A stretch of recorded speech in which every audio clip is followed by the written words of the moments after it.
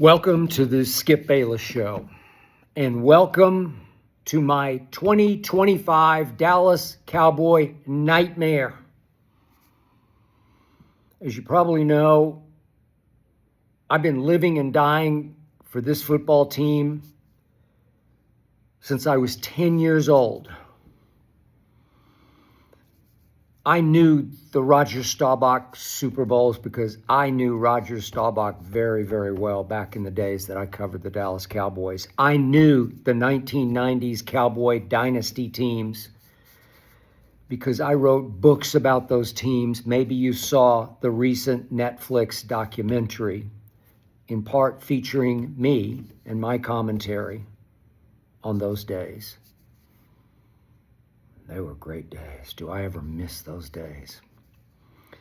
In my cowboy-loving life, never ever have I ridden an emotional roller coaster like this year's emotional roller coaster. It got to the point that I actually started to miss Mike McCarthy. I was no fan of the bump on the sideline log that was Mike McCarthy, the worst motivator in the history of football. But man, at least he gave us 3 straight 12-5s. I didn't like Mike McCarthy for big games, postseason games, such as Green Bay up 27-0 before halftime of a home playoff game 2 years ago. Man. This team this year teased me like no other, then tortured me like no other. This team caused me such elation and such deflation, gut-wrenching deflation. This team so convinced me and then so conned me. I was so right. And then I was so very wrong. I am now so thankful that it's over. Playoffs are over and done. I know we're supposed to have a 1% chance. Baloney. I'm so relieved it's over because I'm so worn out. Trying so hard to love a football team that I believed would be so much better than the current 6-7-1 nightmare. I will never ever forget looking at the schedule the first night it came out, thinking, wow.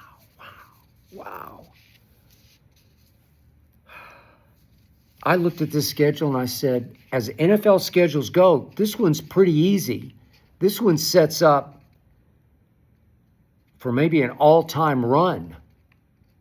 I didn't think we were a great team, but I thought we could be very good, and I thought we were in a perfect spot to go shock Philly at Philly on banner-raising night. I'll get to that in a moment.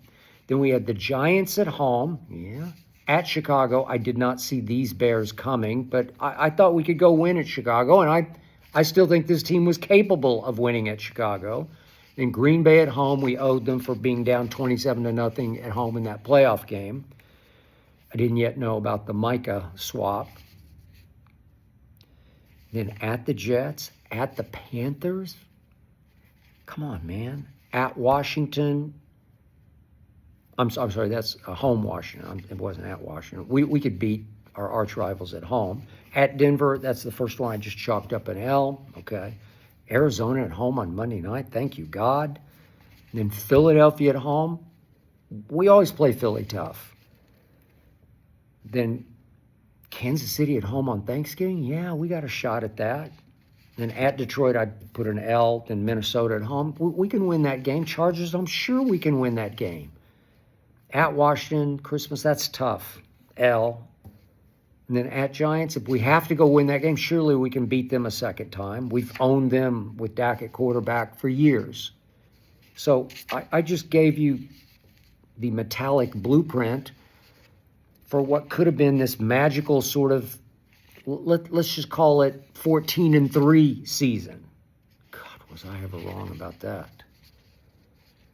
So then came the Micah trade. And again, I would have kept, I said this up front, I would have just made him play out his deal and show me, because last year we were getting blown off the field, run off the field with Micah Parsons. Go look it up. We were pretty horrible with Micah, so we're going to make him the highest paid defensive player ever, the highest paid non-quarterback ever? Really? I just couldn't see it, and once Jerry pulled that trigger, I was like, go, Jerry, go, because I said, I'm not going to miss Micah Parsons. I haven't missed him for a second. Not at that salary, I haven't missed him. Heck, we'd still be 6-7-1 with Micah Parsons. You know it, and I know it. So I wanted to make sure we wouldn't just roll over and play dead going to Philadelphia, and did we not ever do that? We did exactly what I thought we would do at Philadelphia. We had them. They were a little distracted, living in the past, the glorious Super Bowl past of last year. It's the perfect night to go in there and shock them on opening Thursday night. We had them. My favorite player on the team, as I've said for the last 3 years, CeeDee Lamb. 88, wears the number well. He lives up to the legacy beautifully. He's the one guy I trust on this team. He's the one baller I have on this team. Big game, big play. He's Michael Irvin of this generation. And CeeDee Lamb dropped 4 passes at Philadelphia, including 2 huge ones in the fourth quarter. If he catches either of them, I think we win the game. If he catches both, I know we win the game. CeeDee Lamb let me, of all players, if you'd given me 1,000 reasons we would lose that game, number 1,000 on my list would be CeeDee Lamb. My lion turned into a lamb. Mary had a little lamb on opening Thursday night. What? It's impossible. If we had won that game, it would have set off, it would have launched us into the season. Lord have mercy. Then we come home, we got this, Russell Wilson, Giants. He's way over the hill. We got, don't we? Don't we? I'm still exhausted from watching that game, and we won it. Talk about getting worn out. We allowed the New York Football Giants 506 yards. Russell Wilson threw for 450 and 3 long touchdowns. If he hadn't thrown us a pick in overtime, we probably would have lost. It took a 64-yard field goal by Brandon Aubrey just to tie the game and get it into regulation. And he was finally able, thanks to the Russ interception, to kick a 46-yard walk-off. How lucky were we that Russell Wilson and company went 1 of 5 in the red zone. 506 yards, but 1 of 5 in the red zone. 40-37. And the whispers start, the grousing starts about Matt Eberflus, who quickly, in my lexicon, became Matt Eber Fraud. He was a fraudulent head coach in Chicago, as Ben Johnson has proven this year. And he's a fraudulent defensive coordinator. There was near mutiny. There was rebellion internally, led by Trevon Diggs. The problem was Trevon Diggs and Micah Parsons were so close that trading Micah rendered Trevon Diggs unplayable. That's what happened. Trevon's heart went with Micah Parsons to Green Bay. You might as well have thrown him into the deal to Green Bay, because that's where his heart rests as we speak. Even before that, he had been fined $500,000 for refusing to rehab his knee in Dallas instead of back in Miami, where he off seasons. Trust the doctors there more. His heart was never in playing for this football team, even though once upon a time he led this league in interceptions, but he's had 2 knee surgeries on each knee, and he looks like a shell of himself to me. And then he became your basic clubhouse lawyer, as they call it in baseball, a locker room lawyer, a naysayer, questioning Matt Eberfraud, which he probably should have questioned, but you can't quit. You can't lead an internal rebellion. And this team began to rebel on Matt Eber fraud. I wish Jerry had marched down out of his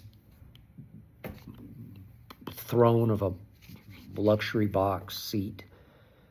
I wish he just marched down one day and just fired him. That would have reignited this team, but he wouldn't, and he didn't because his pride's on the line. So we're still 1-1, should have been 2-0, and we go to Chicago, and I'm thinking it's just the Bears. Caleb struggled. Caleb's inefficient. Caleb holds the ball too long. Caleb throws it too much to the other team. And that day, Caleb threw for 300 against Matt Eberfraud's defense. It was 31-14. He threw 4 touchdown passes and no interceptions. 31-14. And early on, we lined up, Coach Schottenheimer, I'll get to him in just a moment, lined up CeeDee Lamb at tailback and tossed it to him on some kind of weird sweep play in which he got hurt because he doesn't run that play. He probably ran it twice in practice, and I'm like, it's too easy to throw him the football and let him do what he does best. What are we doing? He got hurt down and out early in the game, and the team's body language sagged. You could just see the quit rise in them. 31-14 Bears. I was devastated, and no CD. But is it possible they were looking ahead to the rematch with the Packers? Maybe. The only great thing that happened all year is that Micah Parsons and his Packers came into Jerry World and did not win. And Micah Parsons, I don't care what anybody says, did not wreck the game. He did have one big quote-unquote sack of Dak. He caught him from behind as Dak was running toward a touchdown. Edgerrin Cooper was about to body slam him at the 3. Micah caught him from behind. Dak fell forward. It was not a sack. It was just a tackle at the line of scrimmage that should have been a 1-yard gain. Sorry. Just when everybody had written us off, saying we were hopeless without Micah Parsons, we beat the Packers 40-40. I don't care what you say. I'm taking that as my one big win of the year. That was a win. I'm writing W-I-N beside it. Sunday night at Jerry World, we beat the Packers 40-40. Yeah, they rolled up 489 yards, but we had 436. They were 5 of 6 in the red zone, but we were 4 of 5. Jordan Love did turn it over one big time that led us back in the game when it looked like we were about to get run out of our building. And here we came, 40-40 in overtime. Loved it. There was the metallic blueprint for how we could beat a good football team, and obviously Green Bay has been a very good football team. We did that without Micah, and they had Micah. It was way better than being down 27-0 at halftime and losing whatever it was, 24? Lord have mercy. But we gathered ourselves. We went to the Jets, and we did to the Jets what everybody does to the Jets, and we should have. We beat them 37-22, and I was pretty happy on the next day's Arena Gridiron. Pretty happy. They look like a real live football team. They got pressure on Justin. It's just Justin Fields. But I saw pass rush. I saw flashes of a Dante Fowler. I saw a Jadeveon Clowney flash. I saw Ezra Waka. I saw Osi. I saw the pocket pushed by Kenny Clark. I saw what I thought I would be seeing regularly throughout the season. And then I thought, well, let's just go do it again. Let's just go right down to Carolina and do to the Panthers what we had just done to the Jets. And I was blindsided, cold-cocked, gobsmacked by a game we eventually lost at the buzzer 30-27 because Rico Dowdle wreaked revenge on us. We cut him from last year's team. We cut him in favor of Javonte Williams, who was already looking at that point to be a godsend, a revelation. We allowed 216 yards rushing at Carolina, most of it to Rico Dowdle. We had 31 yards rushing at Carolina. Javonte, aren't you going to rise and shine and show Rico Dowdle, no, you're the right answer in Dallas? Aren't you going to do that? My God. Just devastating. So it's a tie game. They get the ball, the Panthers do, Bryce Young and company. They get the ball with 6:07 left at their 14-yard line. They move the ball, but we finally stymied them 4th and 4 at the Dallas 40. And I'm thinking, okay, here we go. This is it. Just hold them here. We'll get the ball back. We'll go win it because Brandon Aubrey could make it from 70. I'll never forget this. I still have bad dreams about this play. I don't know what caused Deron Bland to line up 10 yards off Hunter Renfrow, who can't run. I don't know. It's 4th and 4, so shouldn't you be press man? Shouldn't you get up in his face, nose to nose, and say, Hunter Renfrow, I'm Deron Bland. I've led this league in interceptions. I've made the Pro Bowl. I'm going to engage you, and I'm going to suffocate you at the line of scrimmage. Deron Bland lines up 10 yards off. I don't know if it's an Eberfraud situation. They were rebelling against Eberflus with the zone defense. We don't like, led by Trevon. We don't like the zone. We want to play man. Well, what? I don't know. I don't know if that was zone or man. I really don't know. It looked like man to me, but you line up 10 yards off, and he runs a 5-yard stop route in front of you for the easiest first down completion you'll ever see, and it's still their ball. And they run it with Dowdle, and they run it with Dowdle, and they run it with Dowdle, and the clock runs and runs and runs, and they run out the clock. The last 6 minutes and 7 seconds, we don't see the football, and they kick a 33-yard walk-off field goal to beat us 30-27.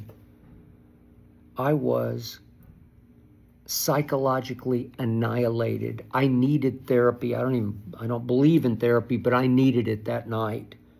I could not believe after what we'd done at the Jets, we couldn't repeat that at Carolina. Every time we needed to make an offensive play to win the scoring battle because you can't trust our defense, Dak failed me. But then we come home, we catch Washington, our arch rival, without its top 3 receivers. And James Houston is running. This is when he was rolling. And he's battering poor Jaden Daniels, who has little to no protection. And we end up knocking Jaden Daniels out of the game in the third quarter. And we looked pretty good, because they had no offense and they just got old right before your very eyes. We took advantage of that and we won 44-22. Happy days were here again. Was I ever happy the next morning on Underdog, on Arena Gridiron? Then we go to Denver. My sparring partner on Arena Gridiron, if you've checked it out, you should. If you haven't, it's 2:30 to 4:30 Eastern, Monday. Tuesday we go a little bit after Gil's Arena, but Monday and Friday for sure, 2:30 to 4:30. He bleeds orange. He won a championship with the Broncos, so we got a lot of smack talk going back and forth. And I'm thinking we can go down there and score with them for a while. At least we can hang in. Right away, Bo Nix does what Bo Nix has done a lot of. He threw it to us right away, first series. Yeah, here we go. And we bang it down. We got it. We end up 2nd and goal at the 1-yard line. Javonte's cooking because he's an ex-Bronco, and he's going to show them in ways he didn't show Rico. 2nd and goal at the 1. Shouldn't you just go Javonte if you have to on 4th down? Can't he get 1 yard? Come on, Shotty. What are you doing, man? We tried to throw it to Pickens, incomplete. We get a false start by the fill-in center Brock Hoffman, -5, and we try to throw it to CD incomplete, and we take a field goal. You can't take field goals at Denver against that offense in that stadium, not this year. And it's the flip of the Washington game of the week before. They score 44, and we wind up with 24, and it's 44-24, and it ain't even close. What if we'd cash? Seriously, you can laugh if you want, but what if we cash 7 quickly? Can we get in a scoring battle? Can we start to feed off our own momentum? Do we maybe make a defensive play here or there? It's just such a loss, psychological loss. It feels so loser to me that you've got 2nd and goal at the 1-yard line and you get 3 points. You can't do it there. Not that was the end. That was sort of the end of everything as we knew it. Because we came right home on Monday night. I still hung in. I said, well, surely we can at least win this game. We fell to 3-4-1 at Denver. And I'm thinking, come on, Monday Night Football, no Kyler? No Kyler. He's just bedeviled us because he grew up in the Dallas area at Jerry World. He's owned Jerry World. But he's gone for the year. So, come on, Jacoby Brissett, we can do this. And I'm thinking, okay, it's one of those get-right games, get-well games like Philly had against the Raiders. And it turns into the biggest embarrassment, the biggest humiliation of the entire season. We lose at home to Jacoby Brissett, in large part because in the first half, we just can't keep him off the field. He's converting every 3rd down against Eberfrod's defense. But more important, for the entire game against Arizona's defense, we score 10 points. Our offense scored 10 points on Monday Night Football at home. An offense averaging 35 a game at that point scored 10 points. The final score was 27-17 because we did block a punt that bounced back into the end zone, and upon that football fell, fatefully, Marshawn Kneeland. May he rest in peace. He fell on the football. That was his last act as a Cowboy.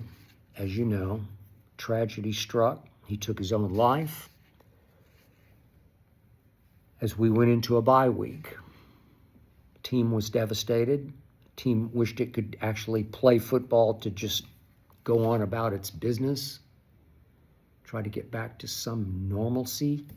But no, we were on a bye week. But the trade deadline occurred during that week. And what did Jerry Jones do? He went out and landed Quinnen Williams, the Q factor. And all of a sudden, I had a real one, an anchor, a Pro Bowl anchor in the middle of that line with Kenny Clark and Osa. And I thought, what a score that is, because now the Micah trade is starting to balance out. We still have 1 pick left in this upcoming draft, but we spent one of those picks on the Q factor. Leader, stud, pocket collapser. We also sort of stole Logan Wilson from Cincinnati. He had fallen out of favor out of the lineup. And right away he was calling defensive signals, even though he was sharing time with Kenneth Murray, linebacker. That's still going back and forth. I don't know why. Ask Eberfrod. But all of a sudden, Logan Wilson, we got some brains back there. We got some experience back there. Guy who played in the Super Bowl, ran defenses Cincinnati, and we got the Q factor. And I'm thinking, man, Jerry just made a case he's the executive of the year. Because by that point, George Pickens is flying. I said that the day they landed George Pickens, I told you he's going to change life in Dallas, Texas. We stole him for a 3rd-round pick. But somewhere Mike Tomlin was saying, yeah, just wait. Mike Tomlin said, more trouble than worth. Mike Tomlin said, will not grow up. Mike Tomlin basically said, cannot be trusted. out. We'll take a third and be done with it. George Pickens was getting on a roll in which he was proving once again to be the best deep threat in the National Football League. So all of a sudden I'm thinking, wait, if we got Q and Logan Wilson and Pickens is flying high, higher and higher, and CD is coming back, and DeMarvion Overshone is coming back from his awful knee injury, career-threatening, but he was coming back for the next Monday night game, which was at Las Vegas. And I'm thinking, man, I don't know. So at Las Vegas, we get off to a fumbling, bumbling start, but we fire back as everybody does against the Las Vegas Raiders. And we win pretty impressively, 33-16. And I was happy on the next day's Arena Gridiron. I was mistakenly, misleadingly happy. I thought happy days were back again. Inspired by the tragic passing of Marshawn Nealon, as they kept his number plain view, had towels, had T-shirts, 94. I thought, okay, maybe there's some silver lining to this tragedy. Maybe they will carry his name and legacy through the rest of this year on a magical roll. Even though I then was a little concerned to hear that both Pickens and CD were fined, disciplined for different things. CD missed curfew. I think Pickens also missed curfew, but he also missed the team bus. For what it's worth, they didn't play the first series, couple series actually, against the Raiders. But I thought, okay, it's fine. We'll be okay. We can overcome this. And here came Philadelphia on Sunday, and here came our 2-game, 4-day set with last year's 2 Super Bowl teams. First, Philly, our nemesis within the division, Howie Roseman's brainchild. And we fall down 21-0, and I'm sitting here in Los Angeles, California, thinking, that's it. I'm done. It's over. Congratulations, Philly. You did it again. Go win you a back-to-back Super Bowl.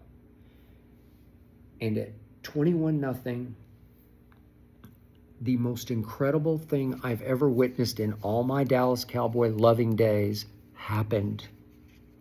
We staged the greatest, most improbable, unlikely, impossible comeback in the history of the Dallas Cowboys. And go back at the Roger Dodger, Captain America days. There were many in those days, many. He was the comeback king. But this was the greatest ever because of the circumstances. It was just impossible to come back on this defending champs, down 21-0.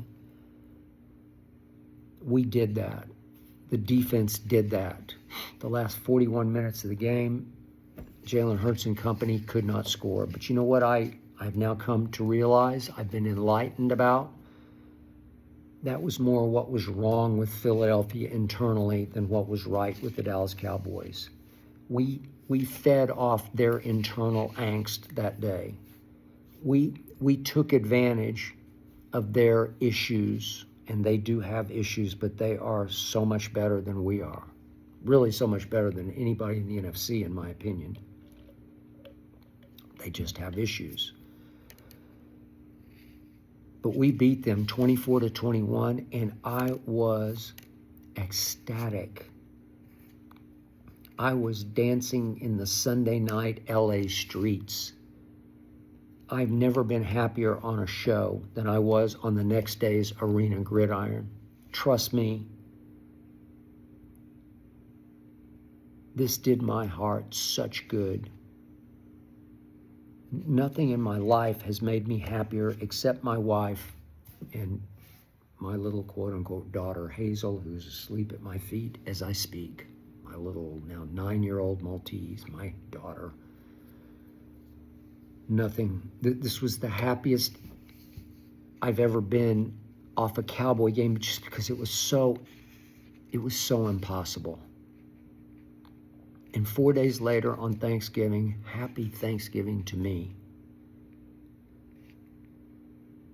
We beat Patrick Mahomes at home 31-28. Now, in hindsight, 2020 hindsight, I see that it was more their issues than our greatness. Patrick Mahomes has ended this year, obviously, God bless him in his recovery. He ended this year with 63% completion percentage, a career low. He was on pace to get sacked the most times because he holds and holds and holds the football. You want to talk about issues? They had offensive issues. Once Kelsey hit the wall and just got old before your very eyes, that all-time greatest magical connection between Mahomes and Kelsey just evaporated before your very eyes. And all of a sudden, Patrick was lost, which is why he was on pace for a career-high rushing attempts. All he needed to do was take off and run, leading the league in quarterback rushing yards, 6.6 per carry. Wow. But that's all they had.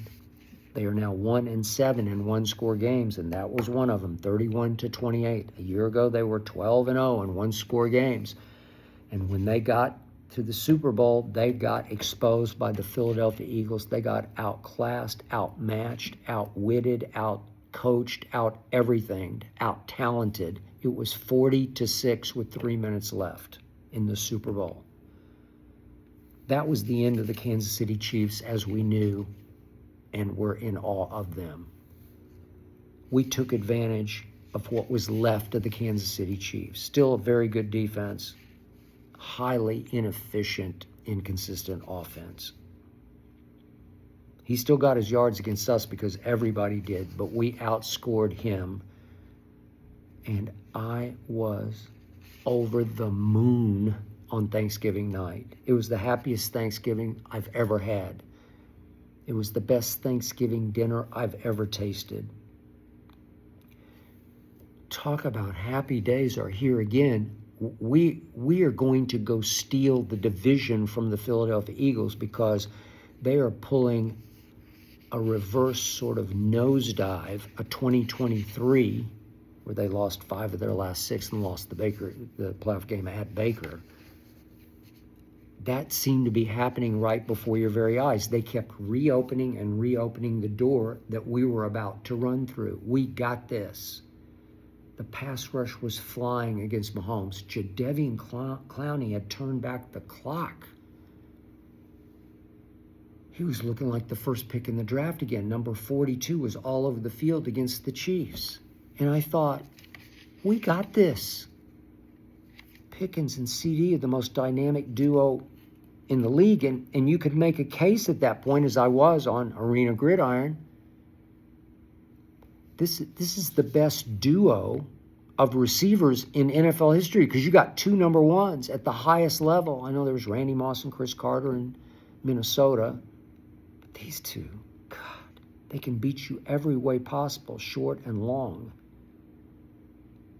I know there was Swan and Stallworth against the Staubach Cowboys in Super Bowls 13 and 10. I was there for both of them. They were really good, but these two, run after catch, strength, power, leaping ability, body language, they just scared the hell out of people. They scared me watching them. And I thought, we're going to win out and win the division. And don't let us get in the playoffs because we're going to be the team nobody wants to see in the playoffs. And we're going to start with a home game. We got this. I'd put an L beside the game at Detroit before the year started, but the Lions were staggering. The Lions looked like they were going to be without Amon-Ra St. Brown. Jared Goff was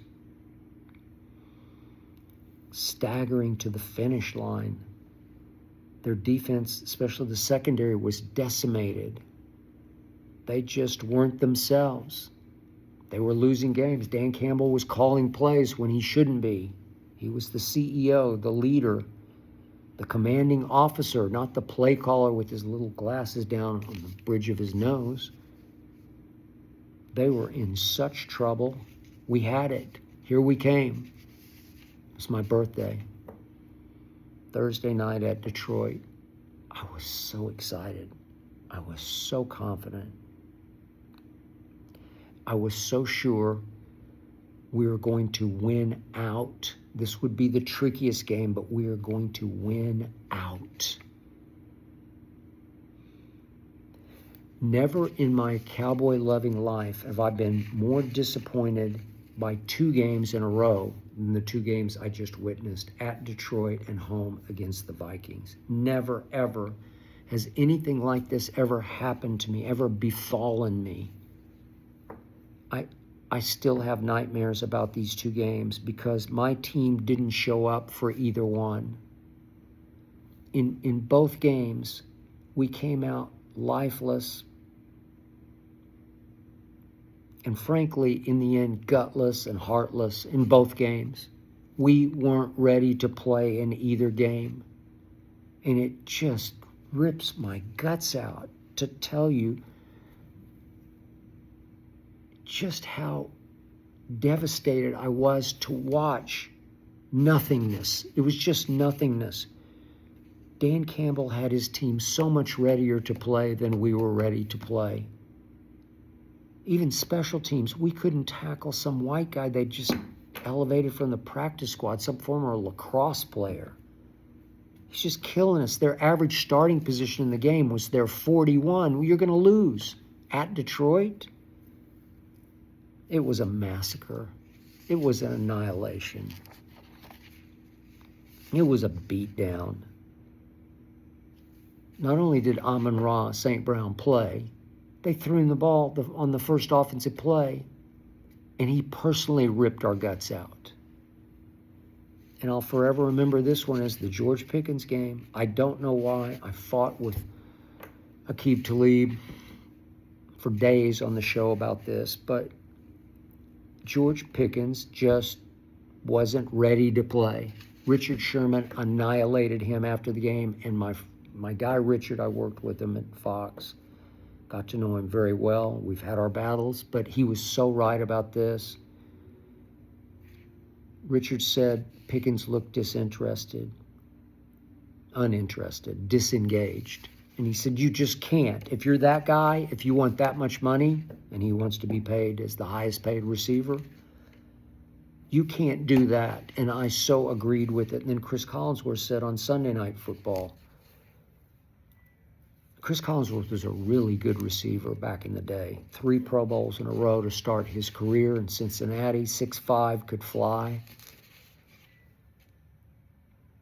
His message was, if you're that guy, if you're that receiver, your body language shows the quarterback you're going to attack the football because you want the football every play.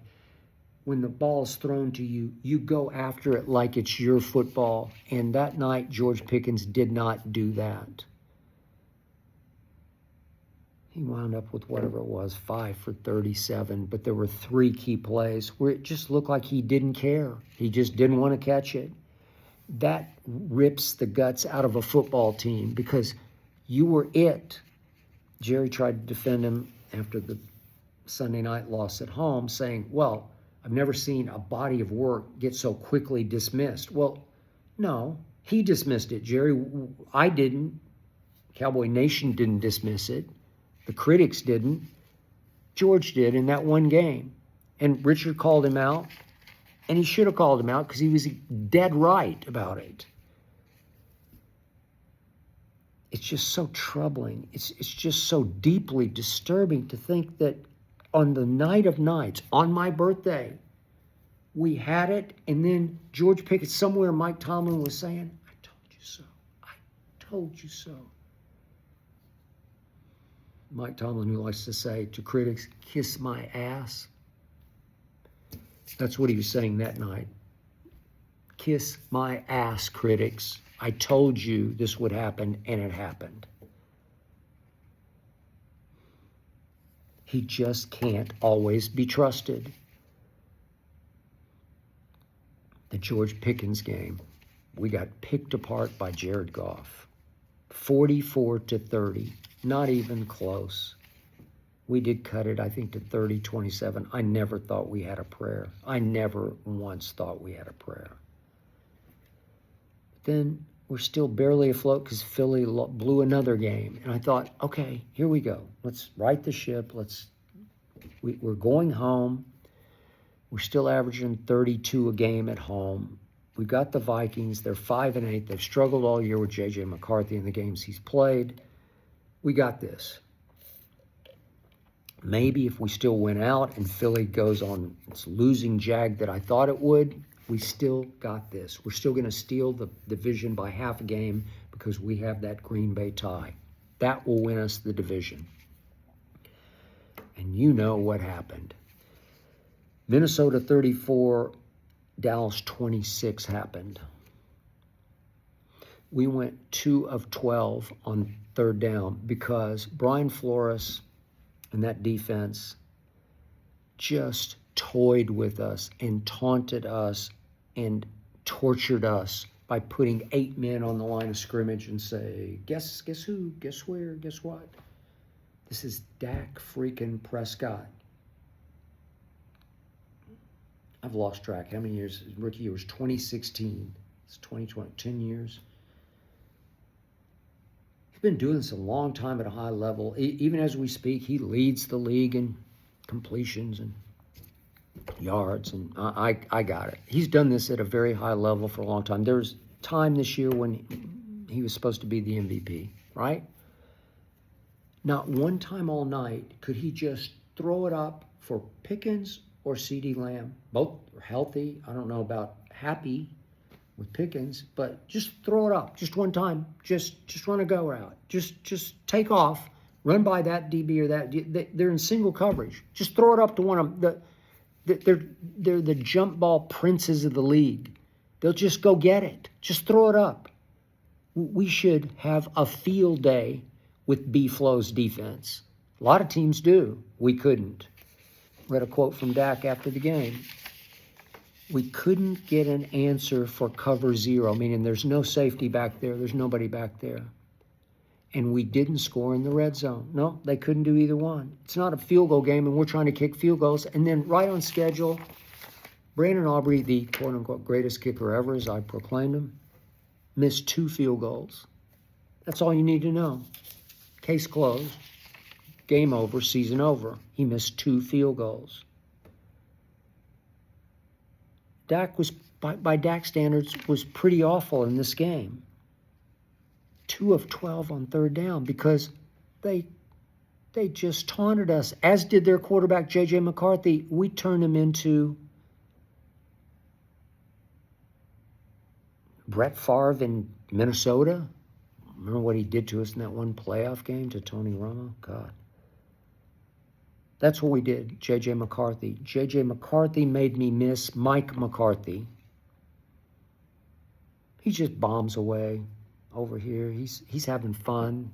He runs naked boot off the play fake. He's just sauntering into the end zone and hits the gritty with the football. Just coach had told him, don't do that. He tried it in practice, and he hits the gritty. He's taunting us. I'm thinking, okay, show him. No. Lifeless, gutless, heartless, uninspired. I don't know, man. This is terrible. This is just terrible. It really made me miss a Mike McCarthy, who's, at least he's a real coach. This year has left me with this feeling that my initial instinct, my gut reaction on the hiring of Brian Schottenheimer was, stop it. What are we doing? There's a reason he's gotten into his 50s and no one's ever offered him a head coaching job.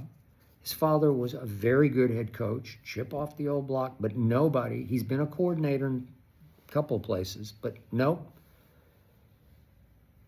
He's just a guy, and he's a nice guy, and I enjoyed his press conferences because he's fun to be around. I think the team liked him, but he's the opposite of Jimmy Johnson. There's no fear factor. Nobody's afraid of him. I know he sat down Trevon Diggs and had a big heart-to-heart with him, but he's a player's coach. They know they can push the limits with him. They know they can run the asylum. They know. He's just a guy, just a nice guy. the play calling, Dak made it look better than it was. Pickens and CD made it look better. Javonte made it look better than it was. It was just stuff to me. I think Mike McCarthy's was better. I miss Mike McCarthy. I really do. And now we got the Pickens issue in the offseason. We have to pay him or tag him. We could tag him. And then he'll be pouty and unhappy. If you go ahead and give him 4 years, that's fine too, because he's a really gifted player. But you're just going to have to accept. I'm just going to have to swallow the fact that I don't know when, unpredictably, he's going to miss curfew. He's going to miss the bus. He'll be late for a meeting, and then he won't show up for a game psychologically. Just some big game at Detroit on December the 4th. He's just not going to show up. Just book it. You're going to get what you paid for. My mom always told me, my late mom. The only thing she ever taught me that I took to my bank with me was you get what you pay for. She always said that to you. You get what you pay for.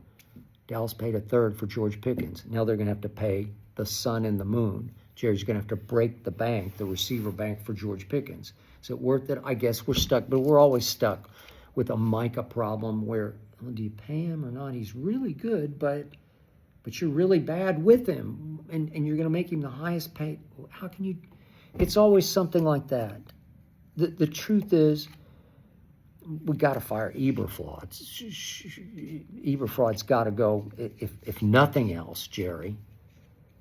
And we've got the extra first, so we'll be pretty good. But if we go forward with Schottenheimer, Shoddy, he's just a guy. I don't see it. Dak's never been a great leader. We don't have guts. We don't have strength. We don't have internal team. I thought Q and Kenny Clark would take over. Maybe it's going to take an off season for that to kick in. Maybe that'll happen next year. We'll be pretty good, but I'm not going to do this again next year. I got to tell you, I've had enough.